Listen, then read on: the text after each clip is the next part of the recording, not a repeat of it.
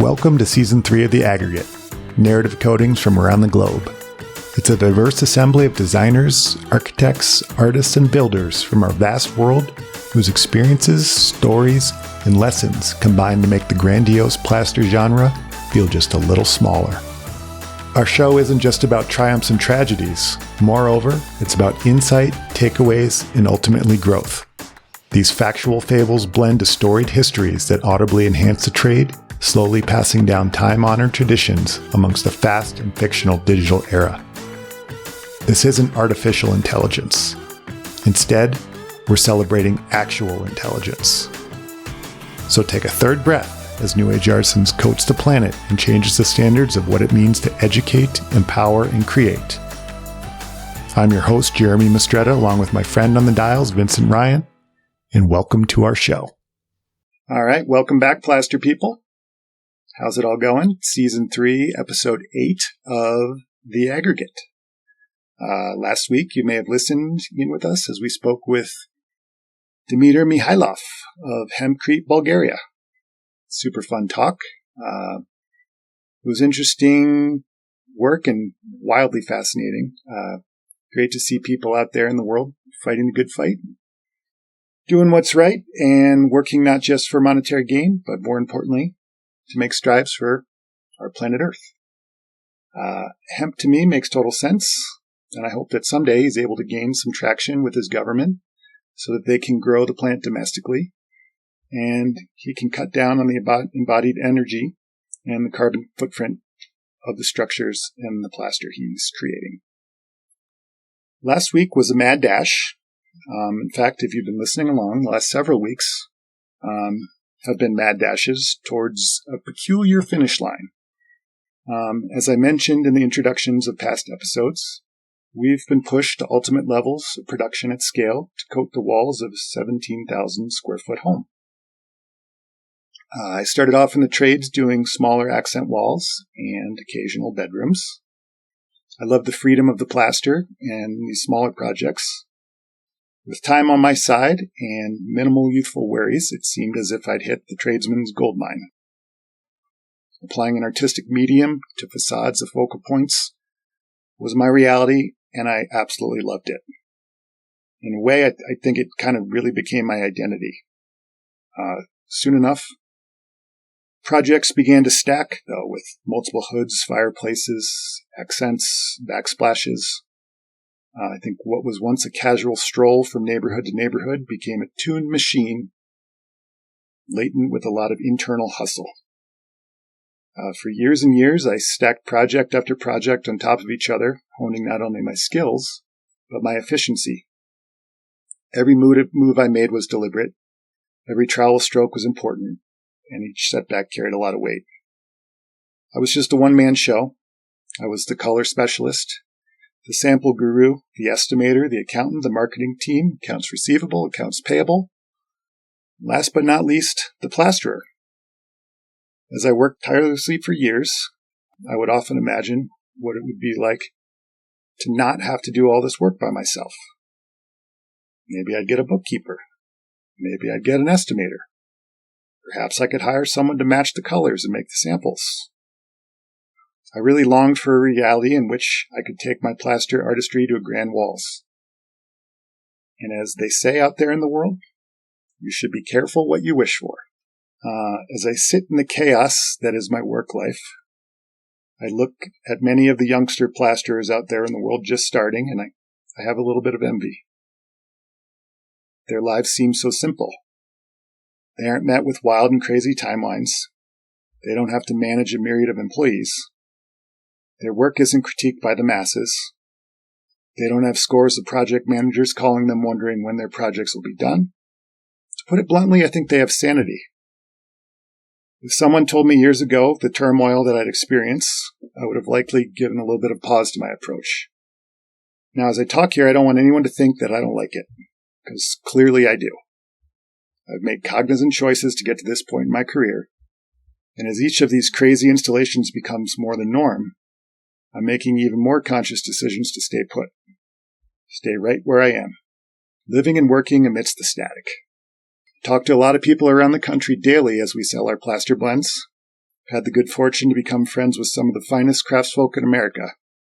And this reality that we have at this high level seems to be the status quo. I've even traveled a bit to work in places like England, Belize, Mexico, and Morocco. I've seen the craze and the froth in these places too. I think it's easy to pinpoint a few things from my narrow view and claim, well, this is why. It's this person's fault, or it's that person's fault. And I've come to relish in the fact that it doesn't matter whose fault it is that these things are chaotic. I think we're here together. We're working as a team to get the project completed for our clients who have placed their ultimate trust in us. And that's the duty that I hold near and dear to my heart. It's a pleasure to work alongside passionate teams of cabinet installers, painters, carpenters, electricians, plumbers, and today's guests, designers. So, ladies and gentlemen, please welcome to our show from Cape Town, South Africa, ARRC Zarine Erasmus and Ali McLeod. How's it going? Good, thanks.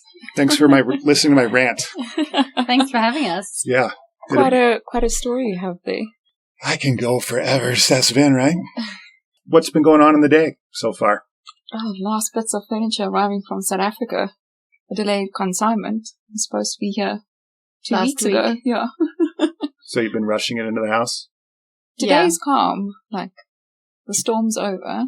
Would have been nice if it was here last week for the clients to see, but these things happen and we're moving it in today. They will be back. Not when they're here. But as I mentioned before, this project in particular, it's been a stretch. I think it's pushed everyone to their max.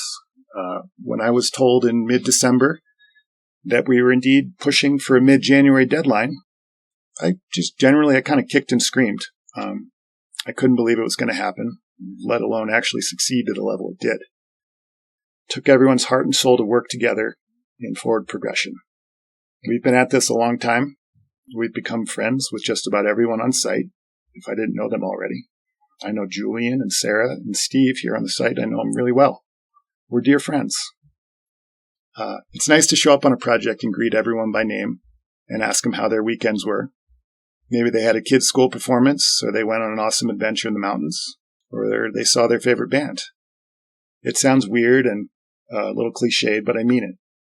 These people on site are not only my friends, but they're my work family. We laugh, we fight, sometimes we even cry together under the stressors that are our everyday reality. And I don't think I'd have it any other way. It takes a lot to build these houses in this environment. So much happens on the back end, behind the curtains, to bring the project to the finish line. When the going gets tough, the tough get going. I've had years working alongside my friends, and sadly, not enough time as of yet working alongside these two nice gals. New to the site, but after seeing them in action, I can say with all honesty that I look forward to working with them again. You've seen this place like chaotic frenzy. Clearly, from my perspective, you're tough. Tough as nails from Africa. I think so, for sure. And tough means so many things, but I think tough comes with a backstory. So we'll rewind the tape, and I'll just ask some general questions. Did you both grow up in South Africa? Yes, both of us. Yeah. Different parts, but I think both from relatively not small towns, but I mean, I come from relatively farming community, and Ali, you come from Durban, which is on the East Coast. On the East Coast. Very laid back city. Yeah, but quite interesting backgrounds, which is not the big very city life. Very different to here. Yes, very different to here. What was it like there? Because that's what the listeners, everybody loves to hear about. Like Demeter in Bulgaria, his life was just wildly different than I would assume your lives in South Africa. Yeah, I guess, my life in South Africa is growing up in a farming community, which nearest town is about 3 hours drive away. Mm-hmm. So quite similar to what Big Sky would be, similar in size. But in terms of grand buildings and beautiful structures, that doesn't exist there. It's mountainous. It's known as the Transkei area, which is a homeland of the apartheid era. So growing up there, you grow up between sheep and cattle. It's different than here. And then Ali's Durban life is vastly different to mine as well. Yeah, it's like Durban's a small little beach town. It's extremely, extremely humid, hot. And we spent most of our time sort of outdoors. It is a very outdoor lifestyle. On the beach, playing outside. But it's definitely it's got more of a city life than where Zarine is from, for example. And it's expanded a lot over from when I grew up to when I live there now. So what was school like? Did you both go to public schools, private schools? I went to a private school. I went to a public boarding school in one of the bigger towns, which is an hour's drive away, and then ended up studying in Stellenbosch University. I don't know if you guys know where that is. Mm-hmm. It's our wine country, so it's similar to Napa Valley. Okay. It's a wine country, but I studied there and then ended up living in Cape Town. But it's quite diverse from where I came from and where I am living at the moment, and then working on all of these projects across the world. What was private school like? School was not really for me. Yeah. But it was, I don't know, I don't really have anything else to compare it to.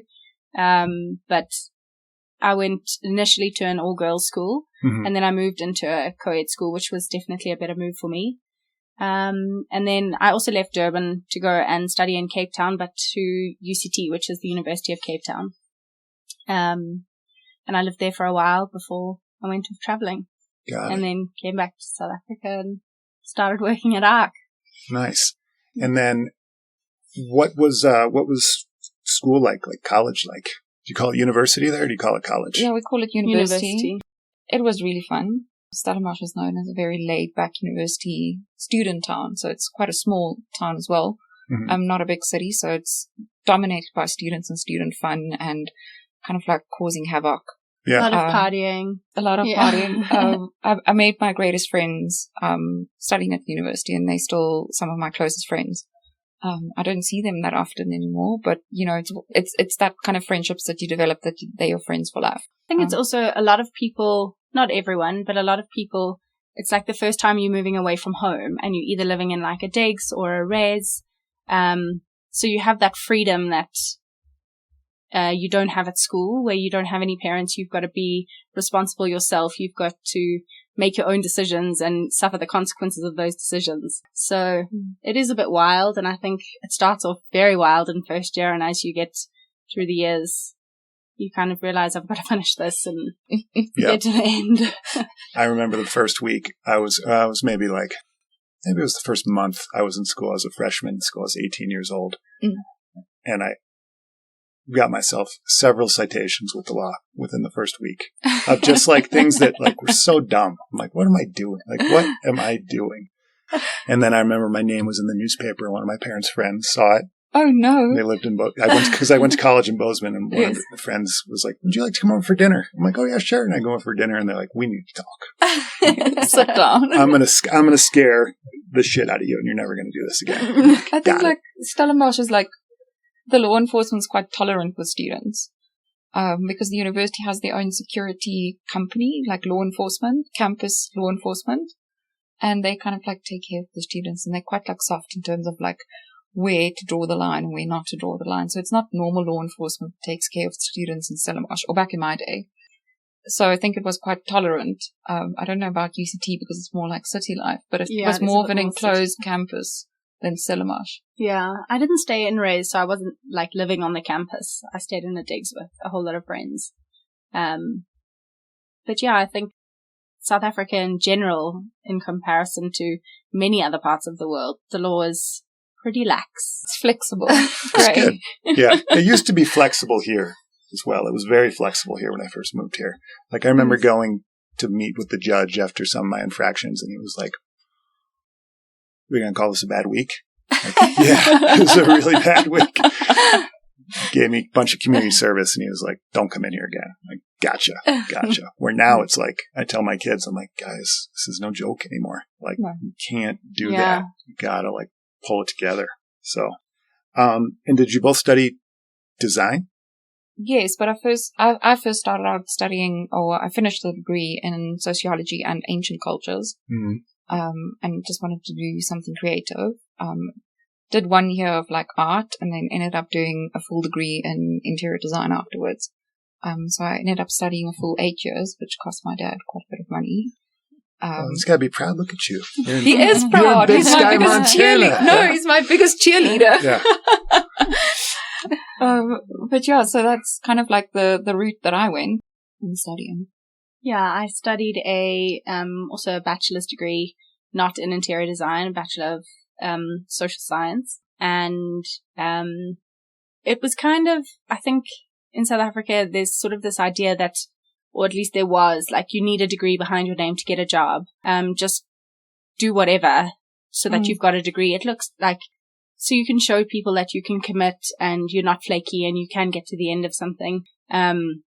So I did that, and then I did a postgrad in marketing and advertising.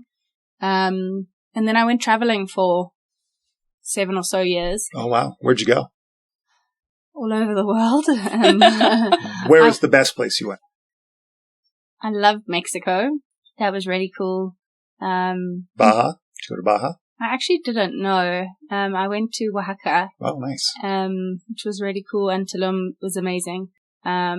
But I traveled more, like I obviously traveled a lot, but I also worked on the yachts for a long time. So, I really got to see some cool places, traveling around the world like that. And then knowing I was going to leave eventually, because it wasn't something that I wanted to make my career forever. I did a diploma in interior design, before coming back to South Africa. And then, I started working at ARC then. And then how did you, this is my first kind of experience with ARC. And, Sarah would call, and this is a sample we need, we make the samples. And it seemed like the feedback was returned very quickly, which was... Oh, really? Thank you. Thank you. It's a pleasure. Yeah, there's a lot of times where we want, a little more sheen, little less sheen, larger aggregate, 10% lighter, 3% grayer. And I'm like, no, the feedback was quick. So I kind of got, I became like a little ARC curious. I'm like, who is this design firm and who are we working with? We work with great designers here. They're fantastic. But I was very taken by like the worldly presence that the firm has. How did you two gals find out about the firm, and how long did it take to get a job there? Well, I think studying in Cape Town specifically in the interior design realm, ARC kind of goes out to design colleges, design schools, and they kind of try and almost handpick some of the top students quite early on and offer internships. And I was aware of ARC throughout my design studying career. I did apply when I left university. Didn't get the job. But I started off working in commercial design, eventually made my way into residential design, and then another opportunity came up for a position at ARC, and they asked me to send in my CV and portfolio. And I've been with them for 5 years now.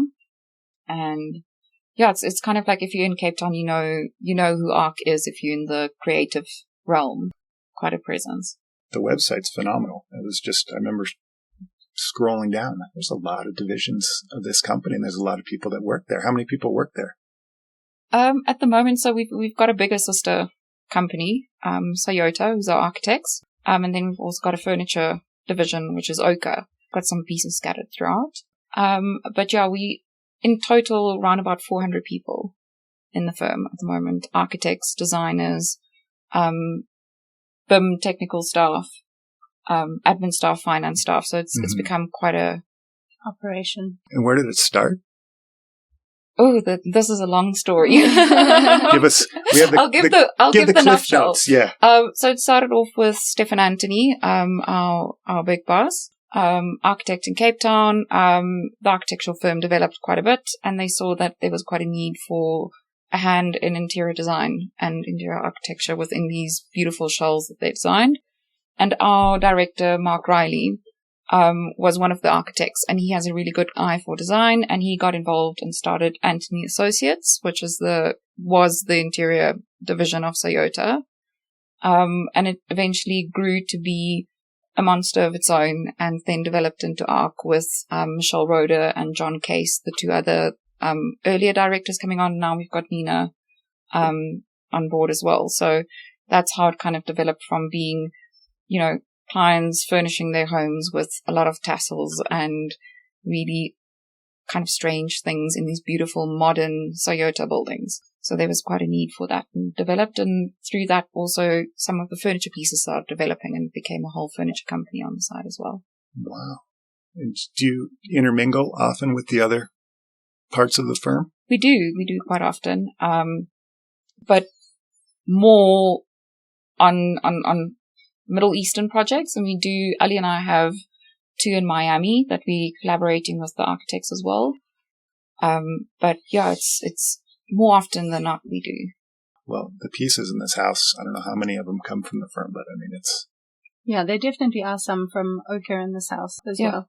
Yeah. Maybe after the episode you can show me I will. Which ones. Well, there's also a few custom pieces that Ali and I designed. Oh, wow. That are definitely not from anyone else, but our imaginations. Yeah, those are the best ones. I love them. They better be. I think it's quite nice because they're very specific to this house as well. Mm-hmm. So it's like special pieces, key pieces for the client that no one else will have. Definitely. They're little, it's like one of one. Yeah. That's the best. They are. There's, for example, a little side table or small coffee table upstairs that's actually a tree that fell over that they used, and we asked them, can they please make a beautiful side table of that? And the pendants that are still not here still need to go up. The dining pendants have foliage in it that has been cast in glass by Lasvit, which is also a really amazing company to collaborate with on crystal lighting. Yeah. So it's things like that that's very, very unique to the house. The dining room table is also quite a unique piece. You would have seen that being created in I saw it. And then the, for lack of better terms, I would call it the coffee table.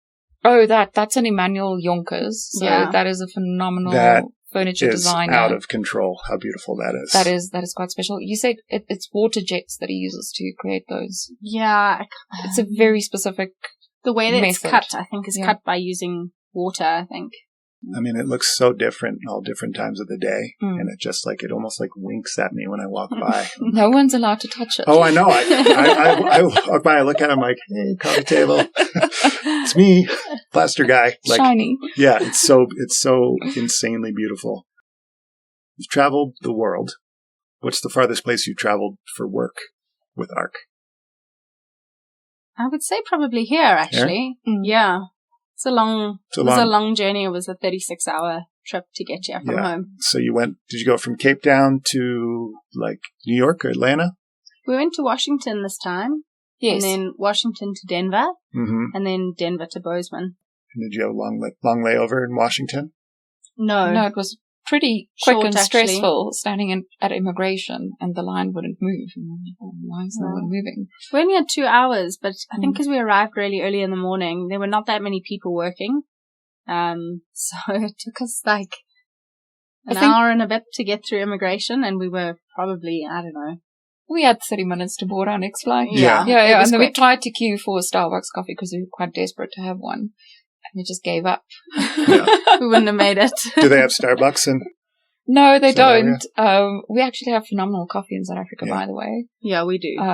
Struggle to find coffee that is up to standards. Yeah. So we've become like coffee snobs from South Africa. Fair. I can say that if you're going to go for good coffee, Starbucks I don't think is it. No, we know, but we were quite desperate and was closest to our gate. We found some good places, like a lot of trial and error. But we found some good places. Yeah, Best Guy's got some really nice ones. I really like the Cowboy Coffee Company. And you Tree Line and Tree Line's good. Tree Line's based out of Bozeman. Yeah. So it started over in the neighborhood that I live in. Oh, and then okay. it just kind of grown into this. It's also just different because everything here is so much bigger. Like, the coffee cup sizes are so much bigger than what we used to. So, like, a normal coffee that we would get probably back home is like, I'm going to get this right, 8 ounce, maybe. Yes, it's an 8 ounce is our standard. Yeah. Where yours is, I think, like a 12 ounce. Yeah, 12 would be standard. No, so it does like a caffeine rush. Like it's like the whole day, you're just kind of like under a bit of a jitter. I always find it hard when I go to Europe and I go to get coffee and they like give me this like little shot. Like, espresso. Yeah, I'm like, I need like 10 more of those. Like just line them up for the American and we're just going to shoot them like whiskey. What has been the most notable project for your firm? Oh, the most notable. I would say there was one that kind of like kickstarted like a big international like rush for ARC. And that was one that was on Cool Hunter, I believe. And it was based in Geneva. And that actually caused a lot of international traction for ARC as an interior design firm. And then at the moment, I think one that's getting a lot of attention is a safari lodge in Africa, Cheetah Plains. That's getting a lot of traction. And then the same client has a beautiful home in Cape Town called Glen Villa, and that's also getting a lot of feedback and almost like clicks and people going, we saw this project. And then there are quite a few in Dubai that's kind of offspring people having homes in Dubai and then having other projects all over the world. But I would say, if I recall correctly, it's that Cool Hunter project that gave a lot of traction to ARC. Got it. What's the Cool Hunter? What is Cool Hunter? Don't you know that? I don't know what Cool Hunter is. That is such a cool website. So, do you know what I thought it was you. Not me. No, go and look it up. Cool Hunter has a lot of architectural projects, design projects, product design, and then they've got some like, it's almost like a blog for creatives, but it's very European based. A lot of cool things on there. Okay, we'll check it out. Of creativity was saying that it's cool. So this particular client here, how did they find your firm? I did ask that question once, and it's apparently through Darren from Lucati. Oh, okay. Yes. We have some other projects in the YC as well. So Lucati and Highline were aware of us, to my understanding, but it definitely comes from Darren. And I think they were looking for something different, to what they've had before. Yeah, I wouldn't say it's wildly different, but it's definitely different. It's like, every once in a while you'll bump into this house, like a house that's just like sticks out like a sore thumb. You look at it and you're like, what is that house doing amongst those other houses? This house is not one of them by any means. I think it sits nicely on, on the lot. I think it's nestled nicely in the trees. Yeah. I think it really fits to the environment, but you walk in, this is next level as far as like the beautiful tall ceilings, the beamwork, the cabinets, the stonework. I love the plaster over the stone. That was fun. No, we do too. Thanks for respecting that. That was really fun. Yeah. No, I think the architects also did a phenomenal job in, the orientation of the building, the way they kind of like framed some windows. It's artwork. Like honestly, if you stand in some of the areas of the room, especially if you stand in the far corridor and you look all the way down to the ski room from the owner's suite, and you just see that little frame of all the trees, and then in the one in the son's room, it feels like you sit amongst the snow. It's incredible how it's been laid out, in terms of the whole building and how it's orientated to look over the ski slopes as well. And then the natural light that comes in this house. I mean, we've been sitting here talking. I've just been watching the light just cruise across the wall. Yeah. I also love that hallway when you're looking to the east and you see that wallpaper with all the natural light coming across it at the end of the hallway. That's could be one of my favorite parts of the whole house. Just that simple little thing. Yeah. Thanks. I love it. How long has this been going on, this project for you? A little bit over 4 years. 4 years. Yeah. So this is our second time visit, to here. We did a visit in May of 2024, and it was basically a timber and steel structure. Yeah, the roof wasn't on. No glazing, no doors. was absolutely freezing on site. We thought we'd be coming to springtime Montana, and we ended up having a bit of snow that day. So the two of us were frozen, wrapped in like highline scarves. It's more springy now than it's been probably when you were here. I beg to argue. Yeah. Well, this has been a mellow winter. Very, very mellow. Hasn't snowed a lot. Yeah, everyone's been saying that. I mean, I can't imagine it being much colder. This is cold for us. It was cold this morning, I will admit. A lot of humidity in the air. But, I mean, as far as the snow goes, I mean, normally there's feet of snow. Yeah, we've heard the urban legend. It's true. Yeah. Maybe we should come back the next time for your next YC project. Oh, we definitely. Let's take a break. And then when we get back, I want to talk about the day in and the day out and everything that happened over the last 14 to 16 days on this project.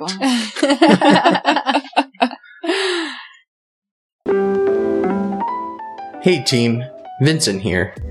Many have mentioned that plaster is having a moment.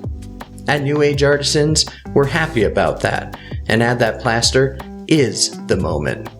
As our world continues to spin faster and faster every day, this magical medium offers innate and constant beauty and commands us to engage our senses, giving us greatest gift of all, presence.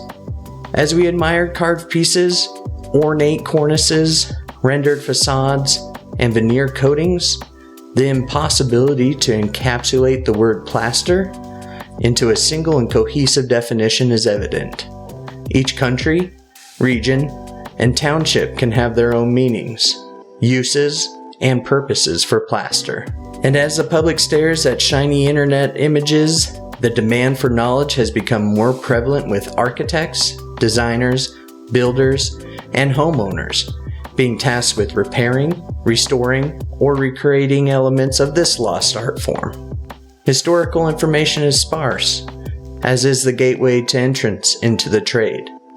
Sadly, these coveted secrets and tightly held techniques run the risk of extinction if not properly cataloged, and newcomers deserve ease of access into the field as the global labor force continues to dwindle. What if there was a place that preserved these techniques and fast-track gateway information that encouraged craft folk to stay engaged and thriving in the field? Well, that space is here, and it's called the Plaster Portal. With a small annual fee of just $75, baseline members to the Plaster Portal get access to tips and tricks they can't find anywhere else online, as well as discounted pricing on New Age Artisan plaster blends and our growing global market. Are you wanting to further your plaster expertise? We're here for it. With a simple baseline account, subscribers can upgrade to our Artist Series classes, taught by niche industry professionals around the world. Learn cornice in situ and sculpture from the United Kingdom, Tattleact from Brazil, floral casting in the States, and drywall from an industry icon. But that's not it. We have more in the hopper, and we're constantly creating new content. Sign up is fast, easy, and affordable. Head to newageartisans.com and click the Plaster Portal link to get started. We're gaining new members every day, and we can't wait to have you as part of our community. Before we get back to the show, here's a past guest with a quick hello.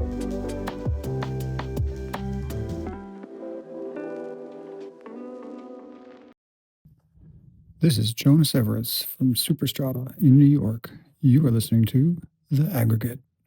All right, everybody, we're back. Thank you, Jonas Everetts from Superstrata USA. If you guys are ever in the need for an international artisan broker, Jonas Everetts Superstrata out of New York City. He's connected to artisans all around the world. Oh, great. Essentially, we can find you anybody you would ever need to do anything. Anything in the world of building and production. It's great to know. Yeah. Oh, yeah. But also beware. Yeah, we could come up with some wild ideas. He'll do it. He'll do it. I was in New York City. I've been to New York twice in the past few months, but one time I was there in the fall, and I'd never actually met Jonas. He was on the podcast last year, and let's meet up. Let's go for that run we talked about. Jonas did not tell me he was an elite runner.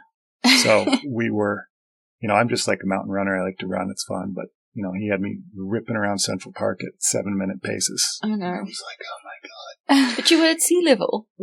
Which helped a lot, for sure. That was the only way I was like slightly able to keep up with him. But because I must say, it's been like a struggle, like being at such high elevation, like coming from sea level, Cape Town, like zero, like where my neighborhood is basically below sea level. It's been built up. So when you get here, going up these stairs. Like 500 times a day, kind of like, God, do I need to go to the gym tomorrow morning? Like, is your next project, not to assume, but is it up on the hill over by Église? We don't have Église condos on our project list, but some of my colleagues do. But our next Ali and I's next installation is in Cape Town, actually. Yeah. In Bantry Bay. Oh, got it. So you'll be sea level air. Sea level air. Yeah. We'll be running up and down those stairs. Nice. Before the break, we were discussing you gals and your different upbringings and your attendance in college and, university, and then your integration into ARC, and then how you wound up here through Licati Architects, which is an amazing architecture firm. And then we were talking about the house. And this has been, I'm like at a little bit of a loss of words, and Vincent can attest that normally I'm not. These past 2 weeks have been just like an absolute whirlwind for me. What has it been like for you gals? Just rewind the tape to the moment you got here and you walked in the garage door. Did you see our faces? I'm not sure you want to know what we thought when we walked in through the garage door. I have a pretty good idea. Because I was pretty sure I knew what you felt. Well, let's put it that way. Todd is a yes man. So, big time. I mean, he was like, of course it will be ready. Just come. Just like we're doing this install.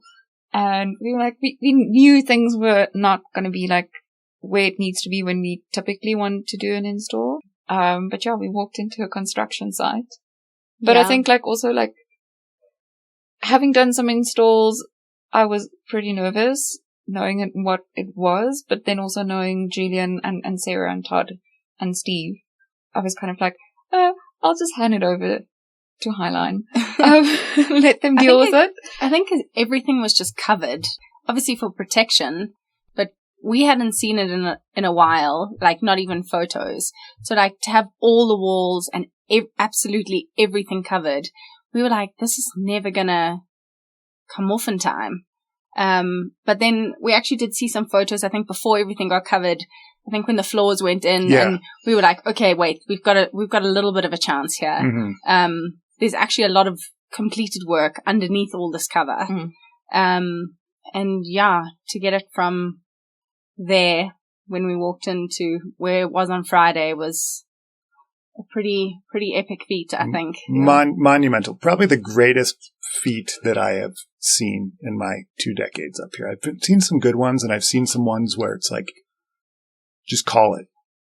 Call it right now. There was no option. There was no option. I tell you, there was no option. Yeah. Because they are coming. They're playing Lands Yay Hour in Bozeman. Estimate arrival in YC is 7 p.m. That's it. Yeah, they're coming. And I remember talking to Julian, and I said, this was weeks ago. I was like, well, can we just push the date back? And he just looked at me like, I'm gonna strangle you to death. Like, he said, do you think we didn't ask them that question? No, this is happening. Like, we're doing this. But, I'll say it out loud. All right, fine. Sarah, I'm going to say it. I'd do it again if I had to. I guess it's like with the same team, yes. Yeah. A different team, I'd be wary. But I think it's, and I think we speak about it so often when we leave site in the evenings and we just go like, what a bloody amazing team to work with. The best. I mean, there were moments like even before the install where, it's kind of like, whose responsibility is this really? Like, come on, just get it done. And like, it has always been like such a pleasure working with everyone that's on the team. Everyone is kind of like, has this yes man kind of like attitude. And we can do it. And just get it done. We get it done. and it gets sorted. If we can't do it, Highline like lifts a bit heavier on the one side. If they can't, we do. And the same with Lacati as well. It's been quite a collaborative process over the 4 years, and not just in the past week and a half, but I think that gave us the kind of like, we did have a bit of jet lag, but I mean, I did sleep really well, didn't have cold sweats at night, knowing that, you know, whoever we're dealing with from Highline and Lacati's got our back. Doesn't matter what happens, we know they're there. So that kind of like, I think, helped a lot in pushing it. Yeah. And I think everything's been very open and transparent, and I think that also makes a huge difference. You know, like at no point the clients were aware that, you know, we're not going to be finished, but we're doing our best to get it as close to the finish line as possible for their arrival. And I think it really has been a great teamwork project. And I think everyone just like, we've obviously worked with people from different parts of the world, and working with Highline and Lacati in particular, it's been, people just put their head down, do the work, and make sure it gets done, and it gets done properly. It gets done properly, and that's probably been, you know, because, you know, I have 15 employees that work for me, and like our team was tapped on this one. I pulled them off of other jobs to come here, which pissed off the other contractors, but I'm like, sorry, Highline, what are you going to say? Like, Highline's my team. Like, can't let them down. We're going to do it. No, we saw all 15 of you here. Well, yeah. And then we had, I flew in 3 other crews from Santa Fe, New Mexico, Aspen, Colorado, and then McCall, Idaho. And everybody said the exact same thing. They said, what's beautiful about this is this project is moving forward. There's very little backtracking. You know, everything is just going in a succinct manner. It's crazy. It's completely nuts, but it's moving forward. There's not this the progress we saw on site on from a day-to-day basis was just crazy. Like, you would arrive from one day to the next and things would be unwrapped, and progress had been made in this room, and we could shut this room off and we could finish installing there. Like, it really did happen. Yeah, except for the cleaners. I think they went backwards the whole time. Oh, shame. Yeah, they did. They kept cleaning the same thing over and over and over again. They kept on saying, we have to come back with a plan of action tomorrow morning. Great, come back with a plan of action. And they come with a plan of action and just blows up in the first 5 minutes. Yeah. But again, good attitudes. So you walked in wide-eyed. Bushy-tailed. Boots on the ground and bushy-tailed. What was first order of business? I think like just figuring out where the hell to start. Because we did have a plan of action in terms of starting in the guest suite, that wing of the house, and then furnishing that for the first 2 days, then moving down into this kind of like ground level, basement level, doing the cinema, doing all of this rec room situation down here.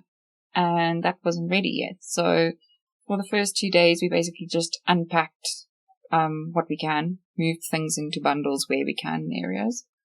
So we kind of like had to revise our whole plan of action, and also give just you guys, all of the subbies on the project, some time to actually finish the work, finish some of the areas to a point where we can actually move furniture in, so we don't have plaster dripping on our head. Thanks for not doing that, by the way, because that's normally what happens. It's normally just like, we don't care, we're going for it.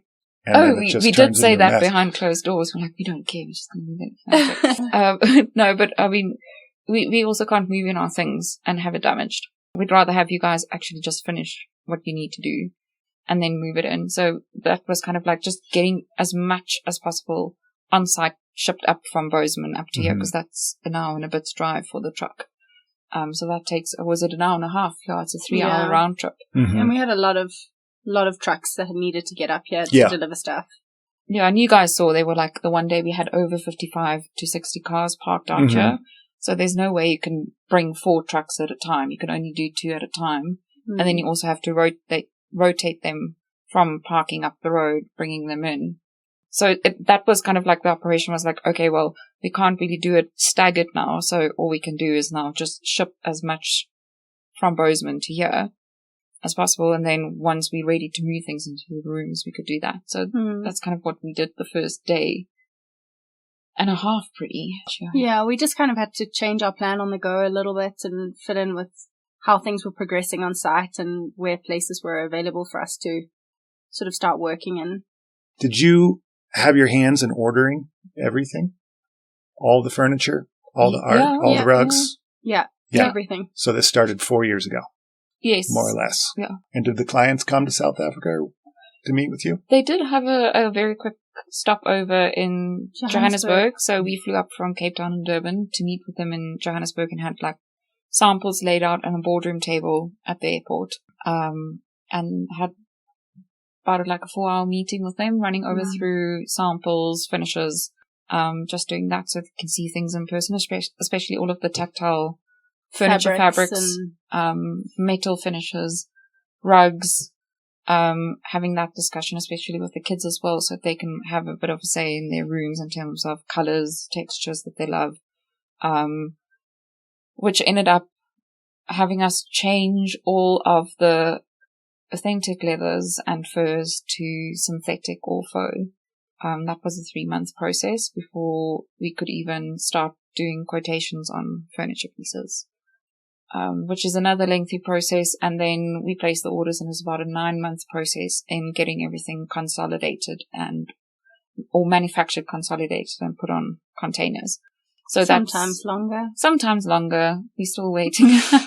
We'll not mention who still owes us a few little tables or so. But we know. But it's a process. Yeah. You've heard their names. Yes, I have. Is it, I mean, I know every project is different, but is there like an overall budget that you're working with for interior designer furnishings, or is it just kind of like a free-for-all of sorts? So we typically gauge per square meter rate for different levels of projects. So bronze, silver, gold. And we have that discussion quite early on with clients in terms of what they are comfortable with. And that's based on square meterage, or in your terms, American terms, square foot. And you kind of take it from there. And then in your conceptual phase, we do a cost estimate for the furniture based on recent projects, recent quotations for similar pieces. And then it kind of like that gives us like a broad overview for the budget of the project. And then when we get towards the end of the design development phase, we do a 100% quote on every single item in the house. And that gets signed off by the client. But there's sometimes a bit of back and forth in terms of this might be a bit too excessive in terms of price for what it is. Let's find an alternative, or things might go out of stock. Retail items go out of stock like you won't believe. So it's swapping all of that out. But yeah, in terms of procurement, we have a logistics and procurement team. You might have seen Gabby on site the first week. She's the head of our procurement and logistics. So they handle all of that procurement and shipment. And then Ali and I just kind of need to make sure whatever they've ordered is correct stuff, arrives here, check it, make sure the quality is great, make sure it didn't get damaged during shipment. So yeah, we handle all of that. Which seems like a lot. It's a lot. It's a lot. It's I mean, a lot I of was small exhausted details. just watching, like just working, just plastering, and I'm working. I'm like, what the hell? It's one Excel spreadsheet after the other. We hate Excel though. Yeah, we've got to find a better way. It's the worst. I'm a big fan of the old scratch paper. That works well for me, but all my employees don't like it. No, it's great on site. It's terrible if half of your team sits in Cape Town 9 hours before, like ahead of us. That was another question I had: is how involved is your team in Cape Town with this particular project now? Oh, we send them feedback on any platform that we have. So we've been, you'll see us around the house now with our computers and iPad, kind of like ticking things off, arrived on site, not arrived on site, damaged, or wrong item arrived, or things like that, or like our beautiful Kelly Wessler vase that's like 5 times the size that we thought. It's in the garage. So we send that feedback back to Cape Town. And when they wake up in about 4 hours time, they should be having that feedback and getting on to actioning whatever needs to be done. So is there like a particular strike zone in the day where you're like, we know we have these people for 3 or 4 hours? That would be like 5 a.m. in the morning here. Yeah. It hasn't really been like, we haven't really, like, for example, when we're in Cape Town and we would meet with Highline and Ducati. And the clients, actually, we met with them every second Thursday. We would always have a meeting. I can't remember. I think it's like 6, yeah, depending on the daylight saving here. Like a 6 p.m. every second Thursday, we would meet with them. And I think it was like probably 8 or 9 o'clock in the morning here for them. And we'd be 6 p.m. there. But I think since we've been on site, sort of the text email correspondence has been sufficient. It's necessarily that we need to hop on a call or to discuss anything. Yeah, because our firm is still pretty much, well, not pretty much, we are still remote working. They've taken on that policy as like a standard in the office. Purely because our office is too small to host 400 people. It used to be about like 100 before COVID. And it makes sense. We work so globally anyway, so you can work from anywhere. Yeah, and it's a lot of freedom that it gives everyone in the office. You can decide where you want to work from. That's great. Yeah, as long as you abide to the Cape Town time zones. Happy to work where you're from. Yeah, working. And tax laws. So you need to be in South Africa for 180 days of the year. Otherwise you can work from anywhere else in the world. Nice. I think about these projects and I walk in, and a lot of people, they'll just walk in and they see the end. And it's like, whoa, there it is. It's beautiful. But nobody really rewinds the tape and thinks about all the work that went into it to get it to start. On day one of the planning, like, do clients come to you with their feelings or like, this is the vibe I'm looking for. This is the mood. This is where, like, how does it start? Especially for this particular job. I think this particular job started with, like, the clients just said, we really want a fun house. And was the base of what the architectural shell was that we started off with. And the arc look and feel, which has a thread, is something that they particularly liked, which they haven't had in one of their other homes before. And they were looking for that kind of like just something slightly different than a typical American home. Kind of that gives us the springboard for it. And then we go over, what we call our design pillars with the clients. And that's kind of set up boards that we talk them through and things that they like and dislike. And from that, we kind of dissect what they really like and what they're into and what they're not. And this project specifically, I think the client was also very, like, her only wish was, I really want my kids to have fun and I want to have fun. I'm a fun person. I'm not boring. I love color. There's a sign that says fun this way. Yeah. Yes. And game on. Yeah. That is 100% the client. She asked us, I want a sign that has a big arrow and that says fun this way. And we were like, okay, cool, we'll do it. And I don't think she expected us to take it so literal, and she loves it. I mean, it's huge. If you want to know where fun is, you just follow the arrow. You follow the arrow. So that kind of like gave us a lot of like insights into who they are, and especially, and I think when we met them in Johannesburg, and also like the bi-weekly calls we had, they would pop in and out as well. So we had a really good sense of who they are and what they want. But yeah, it followed a typical standard, and how to understand what clients want and need and what they hate and what they love. Mm-hmm. And then you take the project in a certain direction. Nice. And then how about like the colors? Like how are those chosen? She loves pink. Yeah. The brighter the better. Yes. Pinks, orange. Purples, blues. Blues. Yeah. Yeah. Nothing dull. Nothing dull. Nothing dull. Nothing dull. Nothing muted. There's more color coming though. With the art and stuff? Yeah, so you'll notice that we've only had one art piece up. And that was like one of the first things that she bought, actually. Mm-hmm. She said, I actually want, the first brief was horses running through water. And then we ended up with this David Yarrow, which is incredible. And I think that also speaks volumes of her personality being a little bit quirky and fun. And that was the first piece that we bought. And then we've got some other really cool stuff that's coming once all of the construction's done, and we did a walkthrough on Saturday with them for more art placement. Is there an art team that's coming to hang it all, too? At this point, no. So Highline will be hanging all of it. We have tapped into a few art consultants, but we haven't found anyone that pins down what they consider being fun. Because I think art can be so serious, and I know I sometimes personally also take art way too serious. And they just want it to be fun. I mean, there's a bear coming that's it's like a graffiti. Yeah, graffiti bear with ski on it, and it's like all neon colors.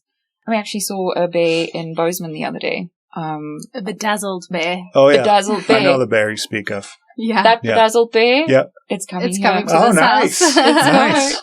That's awesome. It looks like a Taylor Swift jacket. Yeah, it A definitely Karma looks like jacket. That's exactly why, what it she's looks a like. Taylor Swift fan. My daughter's a Taylor Swift freak, and I'm like, I'm all for it.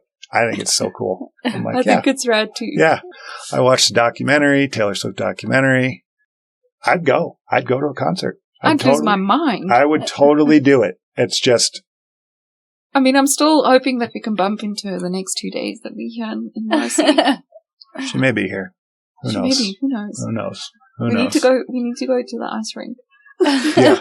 If I see her, I'll send her over. Be like, hey. The girls from Arca looking for you. Yeah, and you just take my daughter with you too. Oh. My daughter would be like, who are these people? Like, don't worry about it. They're safe. They'll look after you. Yeah, it's all good. I'd be like, Taylor's over there. She'd be like, enough said, let's go. She'll love this house, I'm sure. Why did you choose to plaster all the walls in this house? Good question. Thank you, by the way. Appreciate it. No, so our interior architectural team and Toyota, the architects, well, do love plaster. It just gives a bit of a warmth feeling to the house, especially because a lot of our houses are so contemporary. And if you have these stark, perfect white walls, it just feels like a factory or like a lab. No one wants that. And I think the one thing that the client also said on Saturday when we were here, she said, it's such an enormous house, but somehow it feels warm and it feels cozy. And I think that's the quality that plastered walls add to a house. It just feels a bit more artisanal. It feels like someone's actually put in effort in creating this beautiful space. Yeah, super grounding. It's kind of what I feel like. Yeah, it gives such a beautiful movement and the play of light. And I think you can also, especially in this passageway down here, where we don't have any natural light really coming in apart from the rec rooms, like dispersed light, then that in bedrooms light that's coming through that open door. But you have this beautiful, almost like ethereal feel when you walk down this passageway with the red front this way light. But it just feels beautiful when you walk in here and it feels as if this building's hugging you with the plaster. If it was a plain, like, standard contractor's white plaster, straight walls, nothing like, I think it would have felt like you in a hospital. Mm. And the client commented on a few times this weekend. She just said she absolutely loves the walls.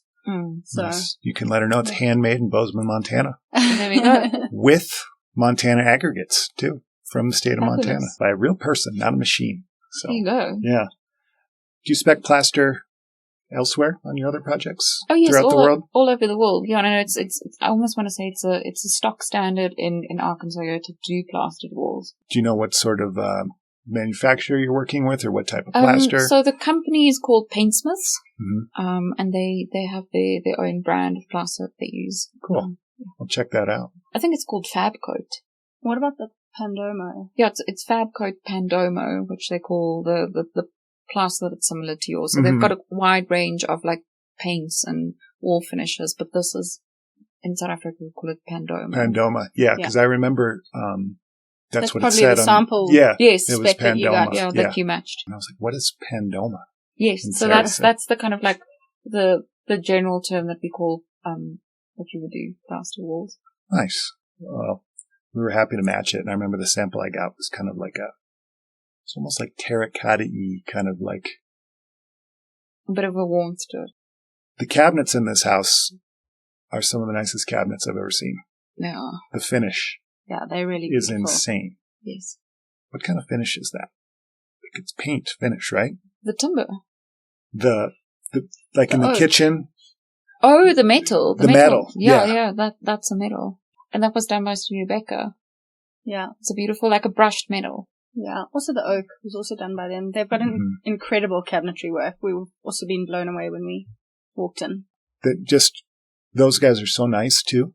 Oh, Just phenomenal. Phenomenal. We met their whole team, the cabinetry team in May 2024, Yeah, when we were here, they were also here. And they brought the raw the grandfather of Studebaker was here too. He's a phenomenal guy. Wow. And the detail, if you open the door and you look at actually the mechanics of the doors. Yeah. Because they all flash. So beautiful. And I was just like so scared. I'm like, you sure we can put masking tape on this? Like, it's fine. Go ahead. It's and have fine. you seen, you probably saw up on the fireplaces, they've also done laser cutting where they've kind of done the contours of Pioneer Mountain and Lone Peak. That's what they say.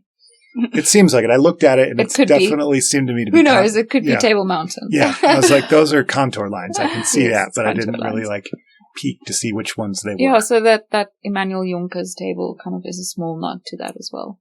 Nice. It's just, this place is just, it's one of a kind. And I mean, we walk into these houses and I see things all the time and I'm like, okay, yeah, that's a really nice house. And it's amazing.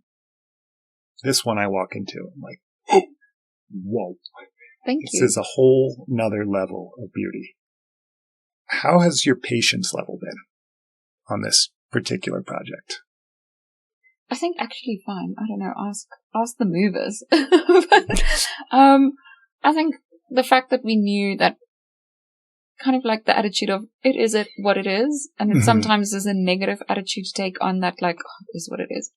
But we could only do so much. So there was no point in rushing things or being impatient with stuff.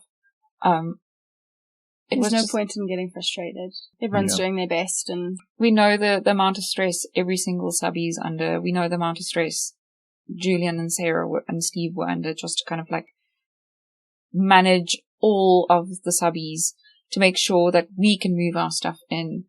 And so there's just no point in actually being impatient with people or getting mean and rude. And no, it doesn't. It doesn't get carry you any anywhere. weight. No, Yeah, it it gets you doesn't. nowhere, and you get it's the saying, you catch more flies with honey than vinegar. Do they Yeah, have that exactly. one in South Africa?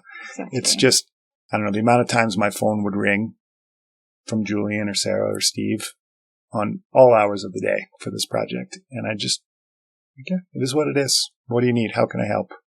Yeah. And there were a few times, on another project, Julian said to me one time, he said, I'm just asking for everybody to do the best they can with what they have. That's exactly what you can do. Although he told me to do better than that this time. It's like, I'm like, that's what I'm doing, is do better. Do better. Okay, Be better. okay. Yeah. No, I think we all dug quite deep to get it where it is today. And I can already kind of like, if I have to think of what I felt like last week or 2 weeks ago, because it has been 2 weeks ago. Time has flown by.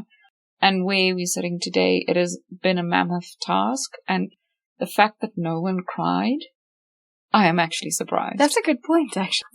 Yeah. And I think also maybe Ali, you're not a crier and I'm not a crier. But I think if I have to be quite honest, I think a lot of people might have cracked. And I think it's the testament of the whole team is everyone is just kind of like dug deep and everyone's pushed through. The And morale is high. yeah. And the playlist got better towards the end when the home automation started to half work and the music came through. I think the spirits lifted. Yeah, the spirits lifted, and they were, people were starting to have a really good time. And No, it was became an interesting playlist from heavy metal to Mariah Carey. Yeah, it was all over the place. It was definitely all over the place. And I'm like, who's doing this? Like, what? Who's in charge of this music? TSP. It's just like camaraderie that you get, and you get it especially with Highline Partners. Because Highline Partners, like, they are the realest of real people. I mean, Rob and Todd, the guys that own the company, like, they're my friends. Like, Oh, well, we had Rob making beds and ironing pillow covers. well, I saw that. I Yeah. know. Yeah, and Sam. Yes. It's just like they just care about every person, like, intrinsically as a person. They're just like, Rob is just, he's just there. He's like, what do we have to do? Yeah, and Todd made a charcuterie board the night the clients arrived. Yeah. He's even good in the Nice, kitchen. Todd. Good. What, you mentioned the altitude and the driving, but is there anything else in the mountain environment that is like really caught you by surprise? I think just the sheer beauty. I mean, the amount of times I immediately have to stop to take a picture of the mountain. I think Ali rolls her eyes every time. Like, oh my God, there's a car behind us. We can't stop. We have to drive.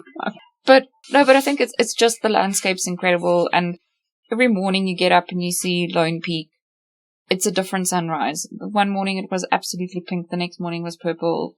The Yeah. other day it was golden. It's just incredible. And this morning it was all grey and like snowing again. That's been incredible. The food's been great. It's been a lot, but it's been great. The people's great.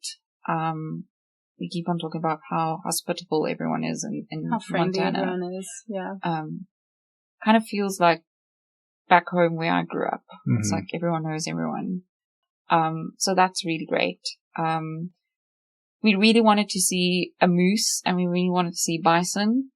So we did a trip out to West Yellowstone yesterday. And obviously we can't go in to go and see Old Faithful as well. So we went to the Bear and Wolf Discovery Center yesterday so we could actually just see some of your wildlife other than the elk that we've been passing, which are also really beautiful. Mm-hmm. Not anything against the elk. But, so we got to see the grizzlies and we got to see some wolves and some that was otters. really cool.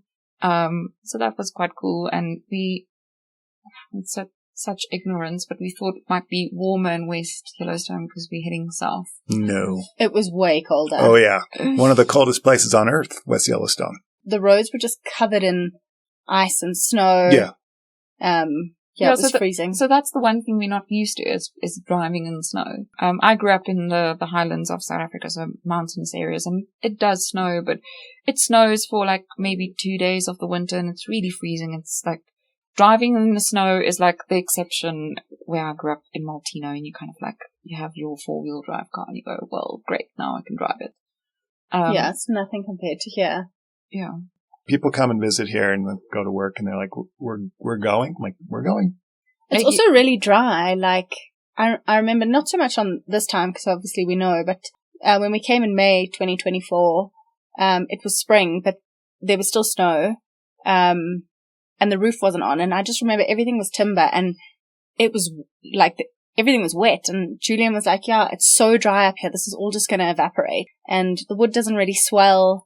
Whereas in South Africa, we've got such huge humidity. Mm-hmm. Swelling timber is such an issue. Yeah, so, it's the opposite here. It's shrinkage is the problem here. The amount of lotions and potions we had to use in the past 2 weeks just to keep ourselves going and like bleeding noses. Still not sure it's worked. Mm-hmm. No, it's like nosebleeds. No, it's been quite the experience.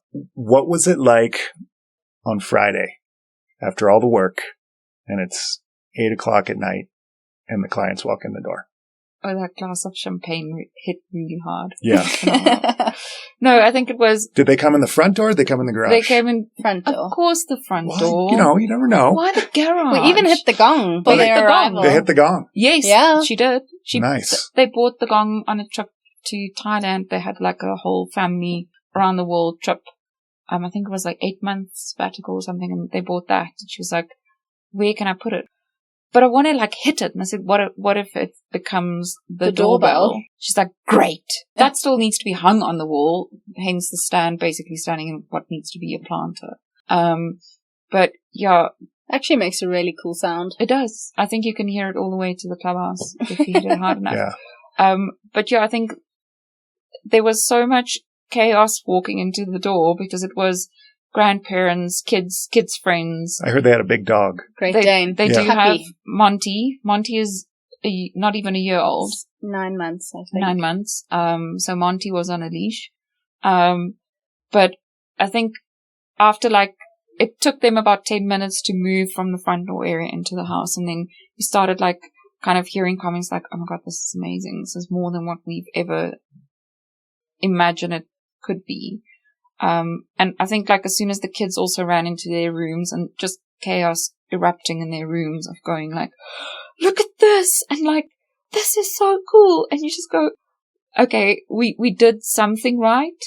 Because I think you always have this reservation as a designer that you're designing something in your head and you look at it every day and at a point you start almost like resenting the project because you see all the mistakes and we know of all of the things that are happening behind the scenes. And you're trying to not bother the client with an issue that you have with a supplier or with a shipment or something like that. You know, you kind of like, that's our jobs as designers is to make it as seamless as possible for a client. And then when you see them being really happy in a space and loving every moment and living in it, because we walked in here yesterday and it was chaos. They really lived in the house for this weekend. Yeah. Good. And they said yesterday again that they loved it, which is the biggest compliment I think a designer can get, is because sometimes you also get clients that are, that nitpick at the things that really you can't change, or it's been a decision that was made months ago. So just having them loving the space is the best compliment I could have received, and I think Ali as well. Yeah. Over definitely. the past 4 years I'm working on the project. Yeah. Is it like a little bittersweet when it's over? It's going to be very bittersweet. Yeah. I think also just working with this team, and it has been a journey, and it's been such a cool project to work on. So yeah, it's also been extremely rewarding. And I think specifically being here and seeing it come to life, and being here 18 months ago and how far it's come, it's been a very cool project to work on. So yeah, it will be a bittersweet. Yeah. But hopefully we'll be back. Yeah, you'll be back. Yeah, we've been begging Highline for like, please give us more YC projects. We are on the on our contractors list. We're on the house guest list. Yeah. I'm sure like, they will. Please, we need more YC projects. We love it here. I'm sure they will. Are there other places? I mean, this is a very unique place, and we've been fortunate enough to work on some very, very nice homes in other countries. But like, are there other places in the world that are like that you would equate to the Yellowstone Club? Like private communities? No, I think this is the most private community that I have a project in. I've got a project in Stade in Switzerland, which is a ski project, but it's completely different to this in terms of scale. It's a chalet. It's like minute. It's the size of this floor, compacted. But also in different mindset. It's an alpine mindset, but you have to think smaller scale. You have to think, different clientele, different lifestyle. They ski in and out from their homes. They don't have a club. So you kind of have to equate for that in the basement. Then I think there's another project that's quite unique that I'm working on, which is in Rwanda. And that's also a very different landscape to this. Ali's on projects as well, Miami, Cape Town. So all over. We did work very briefly on a project in the Bahamas. That's been put on hold, hotel development. Yeah. Hotels and condos. So that's also quite something unique, working in the mangroves, because that's in a mangrove area, which is a protected area. So that would be interesting once that takes off. Mm. When you get home, what's next in life? In life, yeah. Well, I've got a baby on the way, so I may or may not have noticed that. Yeah, so that's first baby. Oh wow! Pretty life-changing experience, I'm sure. Very much so. So I've been told. So that's about 6.5, 7 weeks away. Okay. Absolute champion. And then we'll just take it from there. Take it from there. Yeah, you're going to take some time off from work? Yeah, we've got maternity leave at our company, so getting a few months off. I'm going to miss Ali. I'm not sure you can really call it time off. I think it's going to be a lot of work as well. It's definitely not time off. I know that. Gather yourself for 4 months. Yeah, it's not a vacation at all. No, not even close. And then how about you, Zarine? What do you have planned? I honestly I want to get a bit of like sun, and so I hit the ground running again once I'm back on Monday, with clients in Cape Town. The project that we're working on in Cape Town, I'm meeting the clients, and then I'm off to Rwanda for a week after that. So it's quite like packed, and then we've got our installation in Cape Town. Happening in March. Mm-hmm. So there's a lot of planning happening behind the scenes for that. I'll get my head around that once I'm on the plane. I actually order 2 martinis after each other, just be like, I need to sleep for 14 hours. We're going to drink these and go to bed. Right. Yeah, I think it has been, when we were here 18 months ago, we were still working on other things at home, and this has been quite all-consuming. Yes. So we haven't really actually had much time to... Yeah, I've got about like 818 emails waiting on think me. about other things that are needed but there is like this teams and people still working behind the scenes to make our other projects. Everything else go on. Yeah. That's the going. hardest. One of the hardest parts for me is just like having these other contractors that we're working for that aren't Highline or other Highline jobs. And then like, those people are important too, and I have to service their needs. Because just as cool and as unique this project is, and as much as we love Highline and the clients as well, there are other clients that have equally cool projects and that are equally as special and as cool. But I must say I have not come across a team as cool as Highline and McLeod. So yet to be discovered. Props to you guys. Thank you, and we'll challenge everybody else to be that cool. Yeah. For sure. And I mean, I wasn't sure you were going to say yes when I asked you. So. Well, you asked me mid carrying out totally. outdoor furniture. I was like, Jeremy, can you just quickly help me? Need to get these things out. The clients are coming. I got her right now. Now's linen the time. is in the washer. Sarah's ironing. Sam's making beds. Yeah. Like, can we carry out this outdoor bench, please? Yeah. I can't do this one by myself. In my head, I was like, now's the time. Strike. Yeah. Yes. Sneaky. So, yes. Boom. Damn. Wins again. For that. Yes. Well, thank you, both of you, for taking the time. I know it's been like crazy busy week. It's nice to just sit down and talk and be friendly. Yeah, thank you for having us. Yeah. It's been a great chat. Thanks for the plaster work. Oh, can't wait for more. And good luck with some of the patches. We got a few to do. Yes. Yep. They'll be coming around, but that's okay. It's our specialty. So great. Yeah. Thanks so much. Thank you. Thank you. Thanks for listening out there, everyone. Please join us next week as we make the long trip to Japan and chat with Momoko Nakamura of Kyoto Research Institute. We'll discuss the Institute's research of heritage Japanese materials and the role they play in sustainable living solutions worldwide. We're looking forward to chatting about rice, seaweed, textiles, plasters, and the elusive concept of time.